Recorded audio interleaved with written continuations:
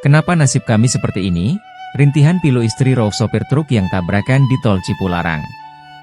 Istri Rauf bernama Tunah 33 tahun sangat terpukul dengan kondisi suaminya yang kini harus berhadapan dengan hukum.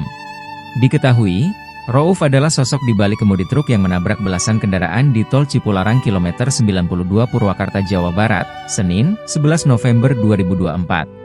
Tunah kini hanya bisa berharap suaminya bisa bebas dari kasus yang menimpanya itu, karena keluarga masih membutuhkannya. Rauf dan Tunah tinggal di rumah milik orang tuanya yang terbuat dari bambu di Kampung Sewat Desa Sewat Jaya, Kecamatan Petir, Kabupaten Serang, Banten. Tunah mengaku hidupnya sangat pas-pasan karena harus membiayai kelima anaknya. Selain itu, mereka juga merawat kakak Rauf yang sedang sakit. Harapan saya suami bisa bebas, kembali ke keluarga soalnya anaknya banyak. Kalau gak bebas gimana nasib anak saya ada 5, kata Tunah, Rabu, 13 November 2024. Keadaan juga seperti ini, pas-pasan, di sini aja numpang di orang tua dan kami mengurus kakak yang sakit, ujar Tunah. Sebelum menjadi sopir truk, kata Tunah, Rauf sempat bekerja sebagai pemulung barang bekas. Tunah begitu sedih hingga pingsan saat pertama kali mendapat kabar bahwa suaminya terlibat tabrakan beruntun. Pertama dengar kabar suami kecelakaan sedih, kaget, langsung pingsan, ujar Tunah.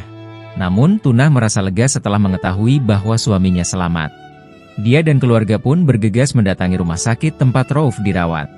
Sayangnya, Tunah belum berhasil menemui Rauf saat itu karena tidak diizinkan. Kalau masih hidup saya lega, cuma suami saya masih belum aman. Kemarin saya jenguk ke sana tapi tidak dibolehkan untuk bertemu oleh petugas, katanya. Kenapa nasib kami seperti ini? Udah emang gak punya materi malah ada peristiwa seperti ini, pungkasnya.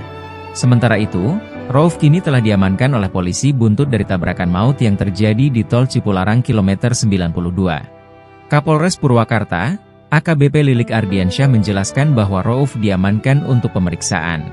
Dikatakan, saat ini pihak kepolisian tengah mengolah temuan-temuan yang ada terkait kecelakaan beruntun yang melibatkan 17 kendaraan tersebut. Download Tribun X sekarang, menghadirkan lokal menjadi Indonesia.